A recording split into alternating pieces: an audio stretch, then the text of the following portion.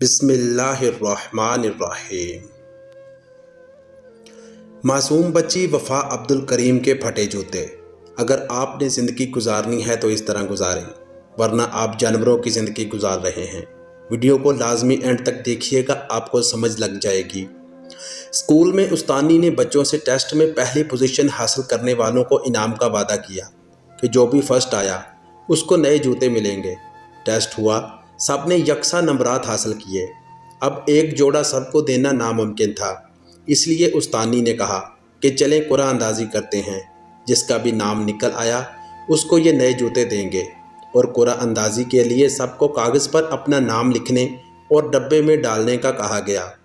استانی نے ڈبے میں موجود کاغذ کے ٹکڑوں کو مکس کیا تاکہ کسی کی حق تلفی نہ ہو جائے، اور پھر سب کے سامنے ایک اٹھایا تو اس پر لکھا تھا وفا عبدالکریم۔ سب نے تالیاں بجائیں۔ وہ اشک بار آنکھوں سے اٹھی اور اپنا انعام وصول کیا، کیونکہ وہ پھٹے پرانے کپڑوں اور جوتے سے تنگ آ گئی تھی۔ والد کا سایہ سر سے اٹھ گیا تھا اور ماں لاچار تھی، اس لیے جوتوں کا یہ انعام اس کے لیے بہت معنی رکھتا تھا۔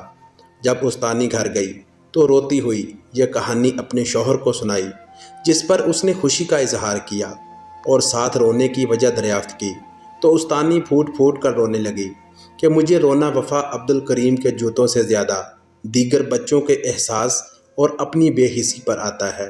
جب میں نے ڈبے میں موجود دیگر کاغذ کے ٹکڑوں کو چیک کیا تو سب نے ایک ہی نام لکھ دیا تھا، وفا عبدالکریم۔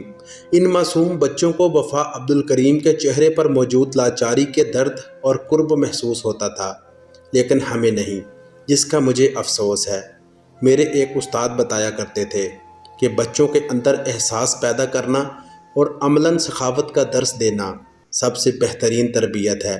ہمارے کئی اسلاف کے بارے میں کتابوں میں موجود ہے کہ وہ خیرات، صدقات اور زکوٰۃ اپنے ہاتھوں سے نہیں دیتے، بلکہ بچوں کو دے کر ان سے تقسیم کرواتے تھے۔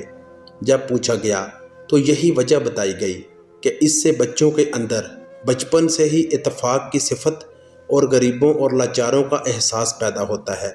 دوستو، ویڈیو اچھی لگے تو میرے چینل ورلڈ آف اسلام کو سبسکرائب کر کے بیل نوٹیفیکیشن دبا لیں تاکہ آپ کو نئی آنے والی ویڈیو کا نوٹیفیکیشن مل سکے۔ ملتے ہیں نیکسٹ ویڈیو میں، تب تک کے لیے اللہ حافظ۔